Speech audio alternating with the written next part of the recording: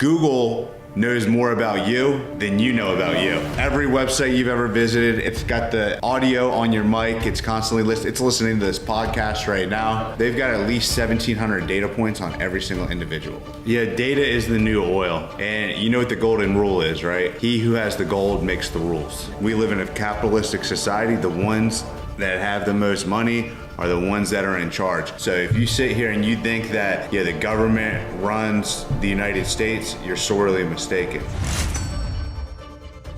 All right, what's up, man? We got Nick Perry in studio, second time, earliest podcast we've both ever done. It's like 4 a.m. right now? Just about.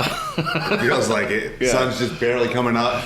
Yeah, it hasn't come up yet. It's we're in Kansas City. Thanks for coming out. You're speaking at our event. This is our second podcast together. I always like to do them live. They're way better live. You've had just a whirlwind last 60 days, man. Like just fucking crazy last 60 days.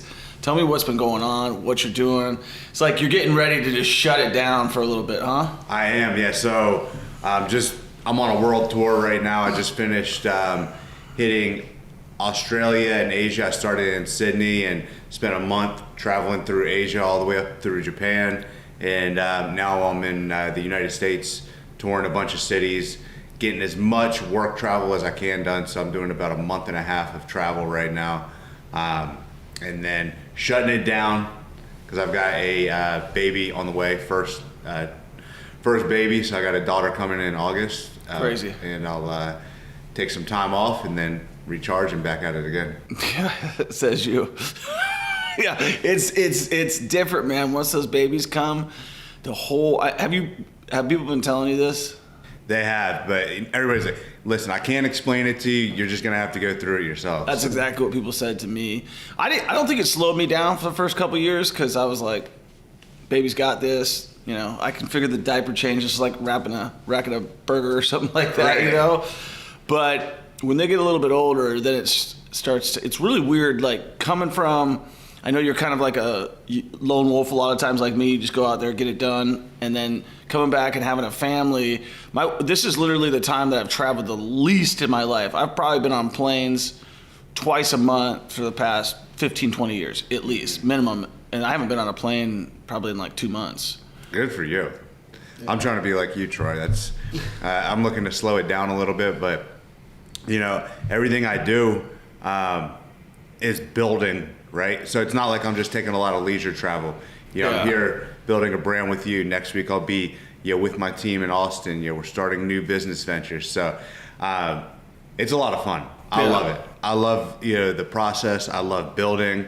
Nothing will make you happier than progress in your life. I think a lot of people think like, hey, when I get to the end of the road, that's when I'm going to be happy. When I have the millions of dollars and I have the skyscraper, but it's truly the building and the process that, gives you the real fulfillment. Yeah, I think that's so true, is like people are always trying to find happiness. It's like, what is happiness? And I think happiness is the pursuit of happiness, right? Like from the book, Will Smith, it's like, I know you believe a lot in self-development, but like, we were all little kids and we were told like, hey, you can't do this, you can't do that, you can't do this. And what do you want to be when you grow up? And it's like, well, I just wanted to be rich. Because if you grow up poor, which I did. Yeah. So tell me about that. And all I wanted to do was be rich. So, I lived in a middle class neighborhood with my mom and my stepdad till I was 13. Mm-hmm. My stepdad was in the CIA, so I grew up in a strict CIA household. Oh, that's crazy. And we lived in a cookie cutter suburban neighborhood. And then when I was 13, my mom couldn't handle me anymore. I was a pain in the ass. Really? So she sent me to go live with my dad. Okay. And my dad, he was just struggling to make ends meet. He was a landscaper. Mm-hmm. And so he lived in a $650 a month 1-bedroom apartment in like the worst part of town. What city is this? This was in Virginia. It was in Leesburg, Virginia, which is a suburban part of town, but we just happened to live in like the worst part, right? Yeah. So there was gated communities in this town, and then there was like like Section 8 government housing, and like we were like worse than the Section 8 government housing. Oh, really? Because that's all he could afford. Like this is like the cheapest rents you could get, and he, just did what he could. He didn't, come from money. He just thought this is what you were supposed to do. So we struggled. I lived in with him on the couch, and he slept in the bedroom, and it was probably a 1950s apartment complex. It smelled like gas and mold and cockroaches, and that's where I got my beginnings. And I realized, nobody's coming to save me. Yeah. Like my dad he could only provide so much. Like he would go grocery shopping once every 2 weeks, and then if we ran out of food, you gotta wait until next payday to go. So I was like, well, I better get a job. So I started working when I was 14. I've been working ever since because I got pissed off that I couldn't afford things. When my friends would invite me to the movies, when then expenses came up, field trips, I was not able to do those things, and that used to infuriate me. Yeah. Especially when I would go, try to grab something to eat, and I'd open up the refrigerator, and there would be a Brita water filter and a pretty much empty bottle of mustard. That would be the contents of the refrigerator. A lot of top ramen in that house. That was it. Yeah. So a lot of top ramen, and that really was the start of that entrepreneurial switch that came on. Also, I was a big rebel in terms of I was always in trouble. My mom couldn't handle me. She kicked me out. The teachers couldn't handle me. They kicked me out of school, put me in alternative school, Talk to me about that because, I got to the point, I think, in middle school where I got 1.8 GPA, and my dad and my mom, they were divorced, and they're sitting down talking to me hey, man, we're going to hold you back. Mm-hmm.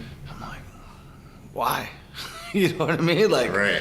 I just didn't try, you know what I mean? So got him, convinced him to keep going, but, I was a troubled kid too, getting in a lot of trouble, running with the wrong kids, throwing applesauce at the bus, what I mean? Trying to just causing trouble, smashing pumpkins, anything you could do, throwing rocks at cars, what I mean? You name it, we did it. And, I think, you're searching for something, you don't know what it is, but I can tell you the thing, that chip on your shoulder that you probably got just like me, it doesn't go away.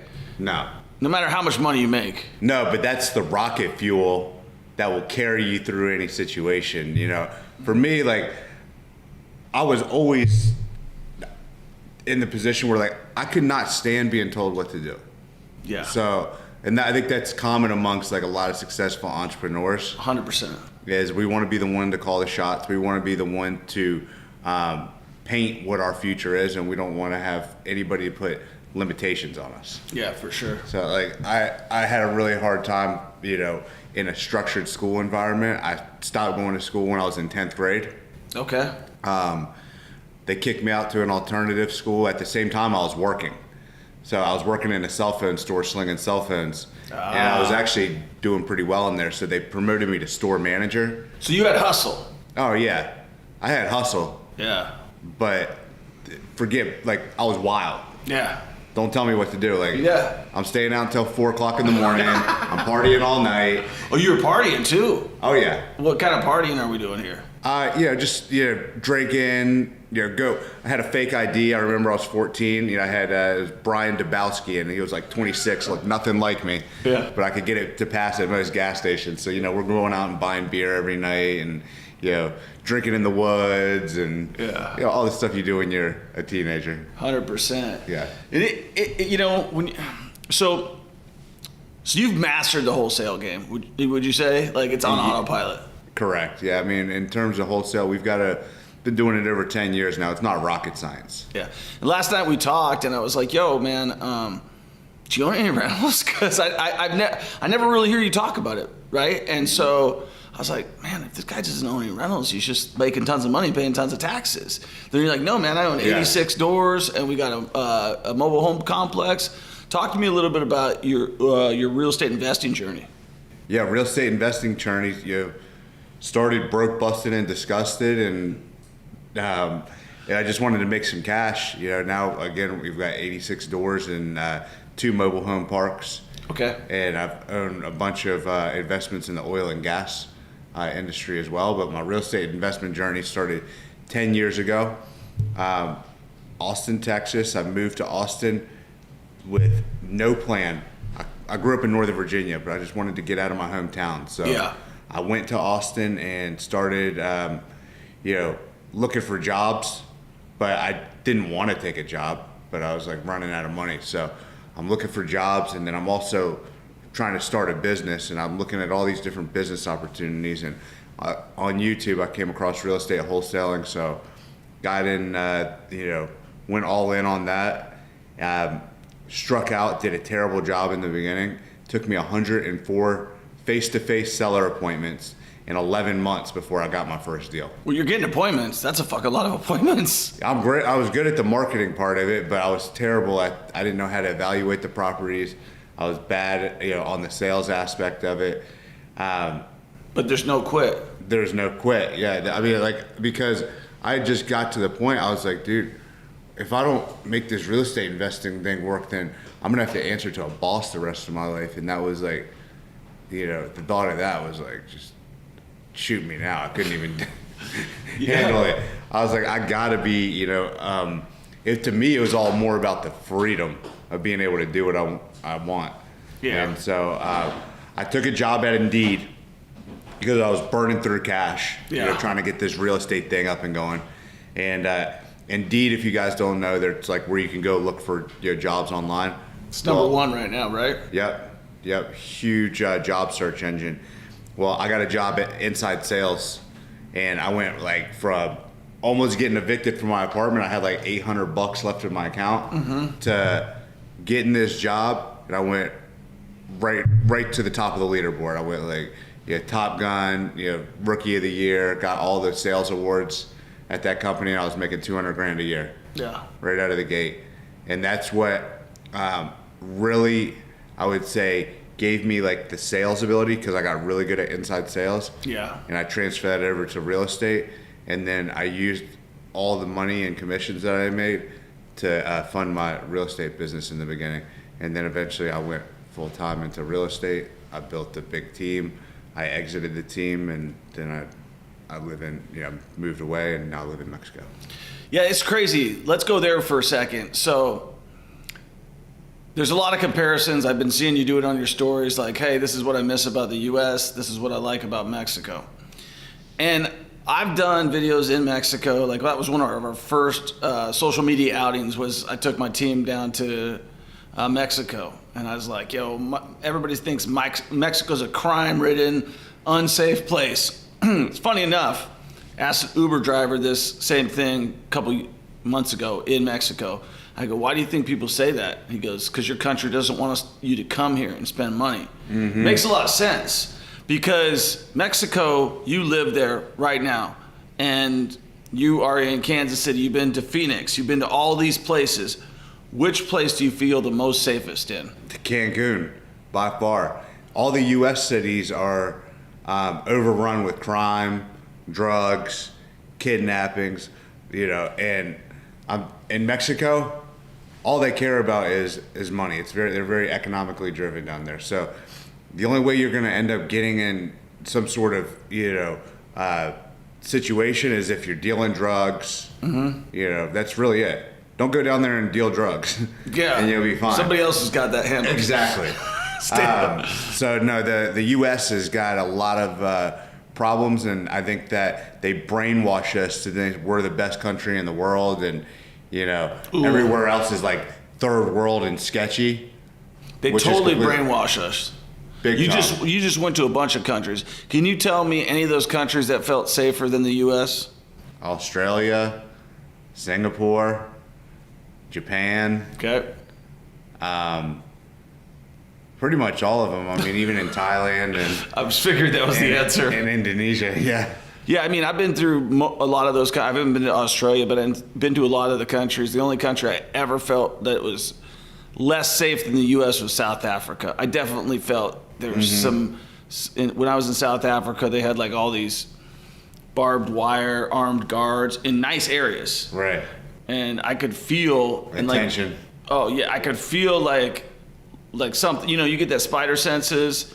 You've been to Colombia, you've been to other countries. I'm planning on heading to Panama, as you know. I wanted to ask you, you lived in Panama for how long? Lived in Panama for a year. Man, you're a young guy. You're 35. You've lived in Miami. You've lived in Austin, Texas, Panama, and now Cancun. Is that correct? Okay. Yeah. So Panama is where you said your stepfather works for the CIA. Correct. It's my understanding that the CIA runs Panama. Yeah, well, that and the Chinese. Tell me about that. The Chinese run Panama. So the Bank of China has, infiltrated that country. They also have big investments in the canal, which the canal is the number one revenue driver of Panama. Right. Right.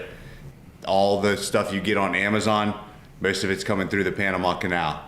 So, who controls that giant piece of infrastructure controls the region and controls the country. So you just follow the money, and the Chinese have majority stakeholder in that. They just expanded the canal. Guess who funded that project? So. It's crazy too because we owned it up until like 20 years ago. Yeah, we handed it back over. Yeah, why would we do that? I don't know. We spent so much money building it that took 7 countries try to build the canal and fail, and then the U.S. finally came down there and made the canal and opened it and controlled it up until the 1980s, and then they turned it back over, I guess, to give Panama its sovereignty. But that is, what allowed Panama to thrive. Now you see the Panamanian skyline, beautiful buildings. So that's how it came to be. There's got to be something going on in Panama though with like drugs or something. Big time money laundering headquarters of the world. Okay, that's what struck me. We're getting ready to go down there Cinco de Mayo. Okay, we're leaving on Cinco de Mayo. We're down there. We're trying to go down there and recruit. We're trying to establish a. This is the next subject I want to get into with you. So we're going down there simply to try to recruit remote employees. The U.S.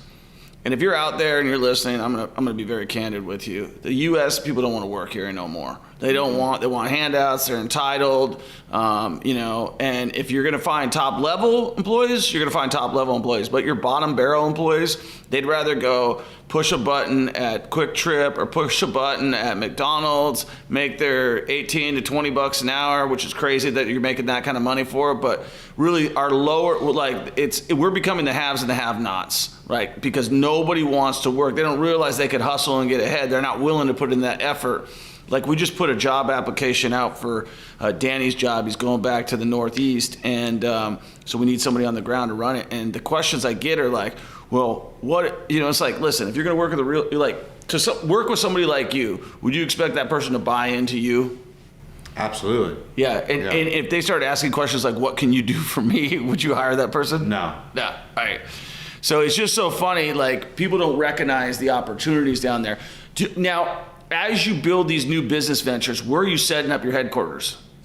For me, all my stuff is in Austin, Texas. But in hindsight, I would have never built my headquarters in Austin because, again, it's entitled American mentality. You got the highest office rent in the nation. What are you guys paying for office rent? We're in an place, and we paid $38 a square foot. But if you want a nice place downtown, you're going to pay $53, $54 a square foot. Dude, we'll give you a whole floor right here in Kansas City. I know you would. Yeah, man. Like we could do a gross lease. We'll just take a percentage of profits. You're just locked in, dude. You know what I mean? Yeah. I'd be a great tenant. Yeah, absolutely, man. But you'll have the same problem with the workforce out here. So what I want to do is I want to build. So. Going to Pakistan, going to Egypt, it's just too long of a flight. Mm-hmm. Going to South America, I love South America. I've never been to Pakistan or Egypt or any of those places, but I don't really feel like it's the culture that I'm really attracted to. Are you going to I saw, several months ago that you were looking for office space down in Cancun. Mm-hmm. What's your plan for, and we had a pretty good conversation last night about private equity. I think it's cool that we're both on that same level. Like you want to go to the top. Like you're not trying to stop until you get to the top, right? No, that's what I realized a long time ago is to retire is to expire. I tried to, like, I'm to the point that I don't have to work. I could just sit back on the beach. Yeah. And I tried to do that. I really did. Yeah. I tried to do it, and you feel like people like us, we need purpose. Like, it's our job to go out and create impact. I try to sit on the beach for 4 months and go to the gym twice a day, and I couldn't do it. Yeah, it's boring. Like, It is. What are you doing, dude? Like, I just find myself being a zombie. Like, I'll get on Netflix or I'll get TikTok. on TikTok, and it's like I'm not doing self-development. Oh, I want to kind of go all over the place. So you told me on the phone, I think it was one point in time, you hired a personal trainer, Wes Watson. I've been seeing a lot of hate coming that guy's way because of certain things. You've hired him as a personal coach. Mm-hmm. I don't want you to say anything other than what's been your experience with that gentleman. I mean, he's done what he says he's going to do. So the thing with Wes Watson is, it's very simple stuff that he teaches you, but it's consistency. So I think that's where a lot of people go wrong, is that they think they need the next technique, or there's that one piece of information that they don't have, and that's why they're not successful. Right. No, it's the basics that you're not doing every single day, and you're not consistent in the small things that you already know to do. Yeah. Right? The consistency in your diet, your exercise, your work habits. That's the biggest issue most people have, is they don't have any consistency for over a long period of time.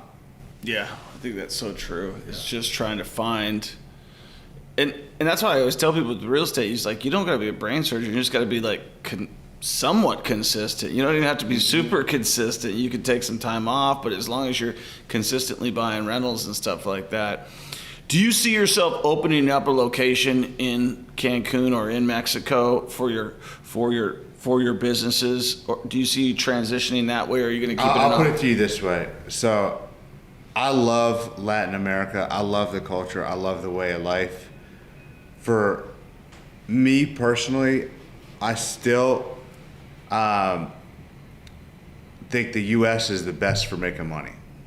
Yeah. I love the U.S. for that. Mm-hmm. Like, when I come to the U.S., I get things done quick. I make money. Like, I can run up millions of dollars in the U.S. Mm-hmm. Latin America, to me, there's still a lot of cultural differences that I have. I struggle to like say, okay, I'm going to open an office. Now, it's absolutely possible. I just feel a lot more comfortable in the U.S. making money. Mm-hmm. Yeah. So I make dollars and spend pesos.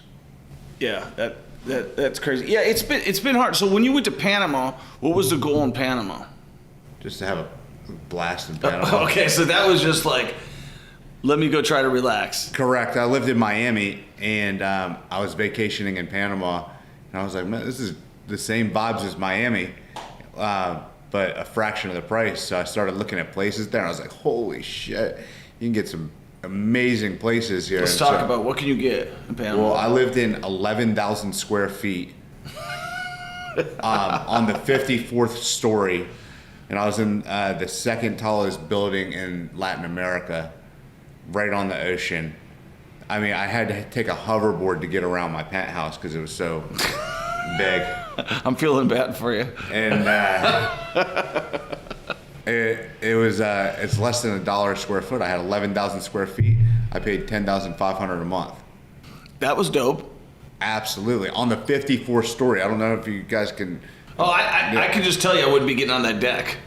Oh yeah, you look down. If you got vertigo, you would definitely not do well out there. Yeah, man, I know. Like 54 floors is high. Yeah, right on the ocean. Is that the top floor in that building? No, 63. So I was up there. All right, so you're slumming it. I was slumming it. Yeah. So it was. That's the whole floor. Is that the whole floor plate? Full floor penthouse. Yeah. Yeah. Yeah. I mean, it was 11,000 square feet. I lived in 2,000 square feet of it. Like, what's the other side look like? I'm losing the dogs, losing the girlfriend. We're yelling, trying to find each other all the time.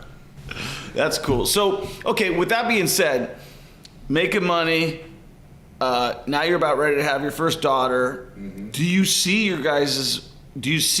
you raising your child here in the United States or Mexico or in a combination? I'm going to go wherever God calls me to go.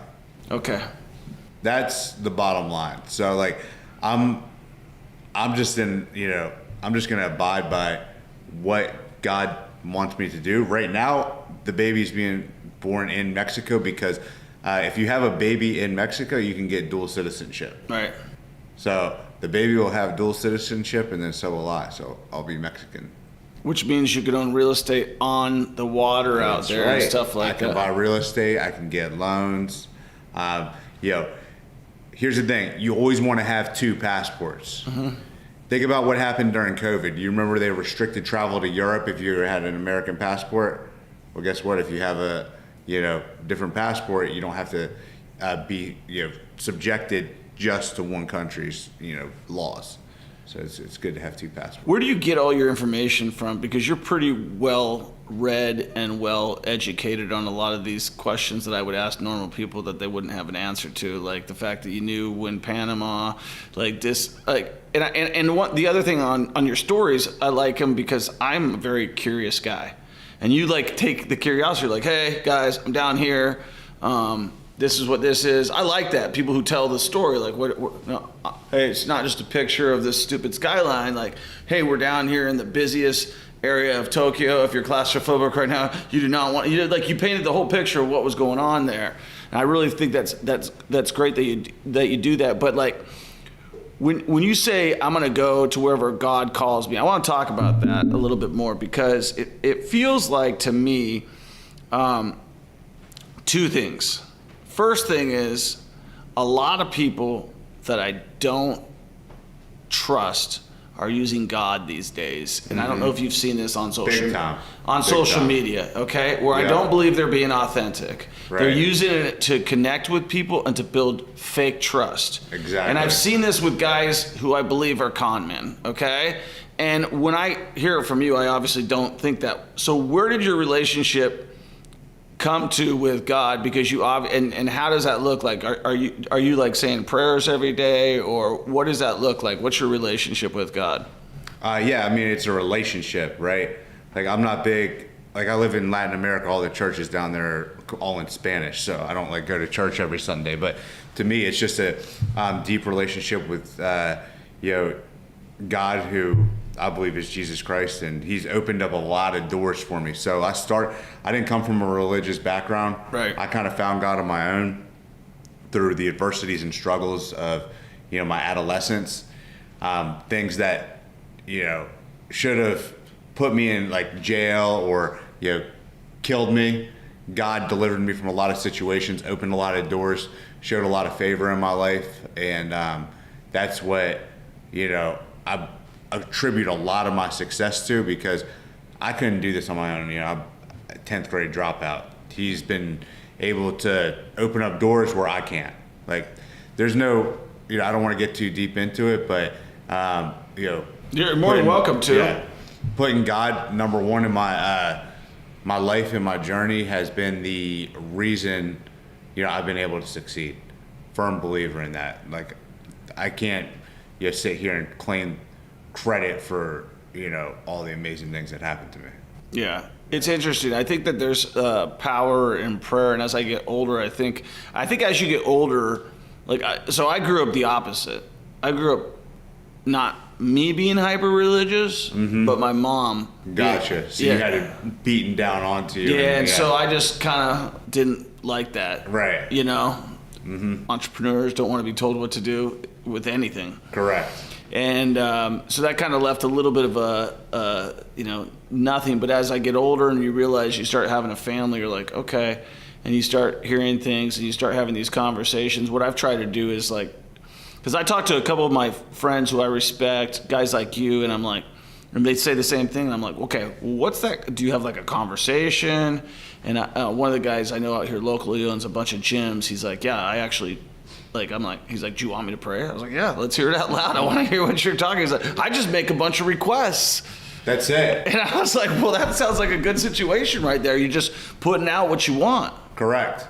Yeah, and God provides. I sit there and have a conversation. Like, he understands, you better than you understand yourself. So you don't have to fake it. You don't have to like, have some like, have some poetic hymn that you say, and it's just have a normal conversation, just like you're talking to, a mentor. Yeah. That's a good way of looking at it. It's like a mentor, somebody, and people who, like, as I grew up younger, I was, I would say agnostic would be the word I would describe myself in. And as you get older, I think that you got to have faith in yourself, and where are you going to get that if you don't have it? I just been through enough crazy shit that there's no denying it in my life. Like, I didn't come from a religious background. I found it through, trials and tribulations and adversity that I've been through, and the higher God brings me, the more real it becomes, every single day. So what is the next, where do you see this year going? The baby's due in August. Correct. So you're planning on going back to Mexico until that happens, or? I always say that. I always say, hey, after this trip, I'm not going anywhere. But then, things will come up and I have to go again. So I do travel quite a bit, but I'm going to try to take it easy this summer. So where do I see the rest of this year is I've got some other business ventures that I'm really excited about. You want to talk about those? No. Okay. You're more than welcome not to. Yeah. You're more than welcome to. Yeah. So, but I've got some really exciting business ventures that I'm working on outside of wholesaling. So excited for that. My wholesaling company continues to grow. So that is always a work in progress. We're always growing and working on increasing our net profit margins and becoming 1% better every single day. And how do you guys do that? Like, how do you guys measure your growth, and how do you guys, like, from afar, right? Like, you have a COO and you're in the owner's box and you're working with this individual. You have extreme trust in this individual. It's somebody that you've been working with. This is Brandon, right? Correct. And, what are your guys' conversations throughout the week so that you guys can continue to make that business more profitable? Well, we run everything on a company scorecard, so I know all the numbers every single week. I can manage my business right from one Google sheet. I know exactly what's going on. So it's on a Google sheet, the company scorecard, and what are you guys measuring? Well, the most important things when you're running a wholesale business is going to be your average deal size, your how many leads it takes you to get a contract, okay, what's your cost per lead. And then, for us, I'm going to simplify this very easily for you guys. Forget all that shit. The only thing that matters is your net profit at the end of the day, right? So what makes up net profit? You've got gross revenue that comes in, right, and then your expenses that come out. Your expenses in a wholesaling business only come from 3 buckets. You spend money on either marketing, payroll, or G&A, which stands for general and administrative expenses. That's all the other stuff, like office rent and subscriptions and softwares, etc. So you want to make sure that your payroll never exceeds 25%, your marketing never exceeds 25%, and your general and administrative expenses never exceed 15%. So that's 65% expenses maximum, which leaves you with a 35% net profit as a company, right? And if you're going over in one of those buckets, you need to figure out why. And so we're always, looking at, driving net profit. So you guys are running mainly PPC. That's your expertise. Okay, so let's talk about your ad schedule. So what kind of ads are you running? Are you running video ads? Are you running, what do those ads look like? Yeah, I mean, Google Ads allows you to run a bunch of different style of campaigns. The most common one being search campaigns. Okay. That's where somebody will search, sell my house fast on Google, and then your website will pop up and they'll click on it. That's a search campaign. So we run those, but a lot of people don't know there's a lot of other campaign types. The only ones that really matter for our business is going to be Performance Max, Demand Gen, and YouTube campaigns. Google owns YouTube, so we run YouTube. on there, but then we also run performance max and demand gen, which I won't get into the weeds in it. You guys can go. Yeah, I want to like just. I won't go super nerdy with you. I'll get nerd out because I don't even know what the hell it is, and I want to know. I don't plan on doing anything with it, but I've never heard of that before. Yeah, what it does is it allows you to run your ads in front of specific audiences. So Google knows more about you than you know about you. For sure. Every picture you zoomed in on. Exactly. Every website you've ever visited, it's got the audio on your mic. It's constantly it's listening to this podcast right now. And so they've got at least 1,700 data points on every single individual.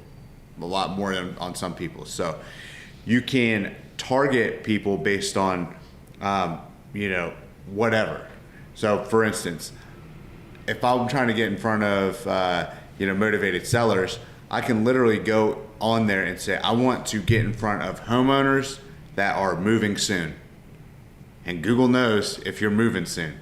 It knows if you've been on uhaul.com or Zillow.com. It knows if you've been talking to your wife about, moving. If you've been saying moving. Have you ever seen, like, if we could sit here and we could say, like a random word. We could say dog food, yeah. dog. And if you open your phone, you're going to start seeing ads for dog food pop up. Yeah, that's the part I want to go down a deep rabbit hole. So they talk about politics and all this jazz right now, and like, hey, the border, this, that, and the other thing, which was all just these bullshit talking points. The real commodity that's being sold is the American people. Our information, our privacy. You just said Google's got 1,700 ad points. Between Mark Zuckerberg and Larry and Sergey, I mean, these guys have donated so much money to these, both the Republican and the Democratic Party. And my biggest worry is that, like, even in not incognito mode, I know Google just got a hit for incognito's not really incognito. Like, right. Whatever you put out there is still there. It's out there, yeah. Yeah. So if you were putting everything in incognito and searching for something you shouldn't have been, just know that they know. And if you didn't know before you did that, they already knew. So with the privacy, do you believe that the United States legislature needs to get involved and say, hey, guys, you can't just get people's free stuff? Yeah, data is the new oil, right? Yeah. And you know what the golden rule is, right? Yeah. He who has the gold makes the rules. Yeah. So, I see we live in a capitalistic society. The ones that have the most money are the ones that are in charge. So if you sit here and you think that, the government runs the United States, you're sorely mistaken. Yeah. It's whoever's got the most money gets to call the shots. Well, who's got the most money? Big tech, Google, Facebook, Amazon, right? Those are your big pharma. Big pharma. These are the guys that are calling the shots in Washington. You think sleepy Joe Biden is running the country out there? The guy can't barely even, tie his own shoes. Yeah, let's talk about that, man. It's so fun. I don't give a shit who you're, Republican, Democrat, whatever. Don't like Donald Trump, do like Donald Trump, do like Joe Biden, don't give a shit about Joe Biden. I don't give a crap where you're at. But if anybody can stand up and say that guy is running the country when he can't even, like, he gets off stage, he doesn't know which way's left, which way's right. Like, he's talking about people that have been dead for 20 years, is that he just had a conversation with them yesterday, all these things. And it's embarrassing. It's just flat out embarrassing. At least people. It's all a joke. It's bullshit. He's just obviously just a figurehead, and it's always been that way. At least, before they had, better people, that it was halfway believable that they were actually running the country. So it's the deep state that's running the country. Yeah, and the deep state is whoever is willing to pay the most amount of money, right? Your lobbying is why, like in all the other countries, it's just corruption. It's called bribery in other countries. In the United States, it's called lobbying. Yeah, it's all about semantics, right? Like, correct. How you say things. Yes. It's not called extortion. It's called influence. That's right. Yeah. So, that's crazy. So in Mexico, Let's talk about the business structure. Like, I've been looking into moving to Mexico. My goal, and I say every time I say this, it's sad for me to say this, but I don't know if we're heading in the right direction. And I think other countries has this digital revolution, because we had the Industrial Revolution, we had this, but I believe this is a revolution, right? More is going to change in the next 5 to 15 years than has in the last 200 years combined. Because of AI. Correct. Yeah. Mm-hmm. And so now I believe you're not looking to say, hey, should I move to Kansas City or should I move to Austin? You're looking and saying, what country, what jurisdiction offers me the best for my dollar? Why would I want to bring my wholesaling business, my whatever business, to your country? And when we talk about that, have you ever been sued before? I have, yeah. Okay. So you know about jurisdiction, right? Right. Jurisdiction means who's got authority, right? Well, if I got an Islands Trust, a Cook Islands Trust, whatever it is, any sort of offshore banking, and I get throttled by the U.S. government, they don't have jurisdiction to seize my assets. Correct. And so when you look at other countries, the best ones to do business in, have you looked at like what doing business full time in Mexico looks like? I have, but that's why I have Panamanian Trust. You know? Yeah, because if you want to sue or come after any assets in a Panamanian Trust, you have to subpoena the Supreme Court of Panama, and even if they do answer, it takes anywhere from 3 to 5 years to even get an answer, and then good luck at that point. So there's a lot of countries that are more or less cooperative to work, especially if you have trust in different places. Yeah. Yeah. But like, yes, to do business in Latin America, here's the thing. I love to do business down there because the dollar goes so much further. Like, I could get a lot cheaper office rent and a lot cheaper labor down there, but there is legitimate safety concerns with cartel, and if you open up a place there, they will come, and if they will extort you, and then if you don't pay, they'll kidnap you, your family, and your employees. Okay. So once they realize that you're a big swinging whatever and you've got some money, then they come a knocking. Exactly. So do they come a knocking no matter who you are? No, I mean, if you keep a low profile and they don't really know like what's going on, but if you're out there on Instagram and they see you driving around in a nice car pulling up to an office, and there's a lot of commotion, you're going to attract attention to yourself. So can you get away with it and fly under the radar? Absolutely. But like, I mean, I don't want to have to feel like I got to sneak around everywhere to. No, that's not a good way to live. Correct. Yeah. So, like doing this world tour, doing the state tour, I'm sure you look at things similar to me. I would think that like you just kind of size up every city and say like, hey, could I live here? Would I want to live here? Correct. Out of all these cities that you travel to, which one throughout the world, throughout the country, in the United States, would you say, hey man, this is the place I really feel the most at home at? Most at home? Mexico right now. But I'm like that Metallica song, wherever I roam, where I lay my head is home. Okay. Right? So I love that song. Yeah. So for me, it's I don't really care. Like, I like to, as long as I'm getting shit done and I feel like my life is moving in the right direction, the place to me is, I'm indifferent. Now, I love the fucking beach. I like to be in Mexico. I like being right on the water. My whole life I lived in the Northeast and Northern Virginia, and that was like, if I made it to like palm trees and tropical ocean, like I knew I made it in life.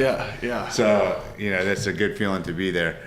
But top cities for me, if Dubai wasn't so far, I would 100% be in Dubai. Have you been there? Yes. What do you like about it? Everything is the best in Dubai. Yeah. So, from obviously it's a tax-free, business-friendly environment, but on top of that, you have the best infrastructure, the best buildings, the best scenery, the best restaurants. There's more wealth concentrated in Dubai than probably most anywhere now, and it's the safest place I've ever been. Like, you could literally leave a Rolex and a stack of $100,000 bills on a table in the middle of a busy restaurant. Come back 3 hours later, it'll still be sitting there. That's crazy. Yeah. The streets everything's so clean. The streets you can eat off the streets out there. And people are extremely friendly and safe. It's extremely safe because if you say you steal a Snickers bar in Dubai, you get exiled from Dubai. You can never come back. So people don't mess around out there because they don't want to be exiled from the city. Yeah, so there's something to be strict with your laws. Exactly. Now look at all these places here in the U.S., decriminalizing, and it's falling apart. It's like, real life Grand Theft Auto in a lot of the U.S. cities. And like, who would want to raise their family or start their business? I just got back from San Francisco.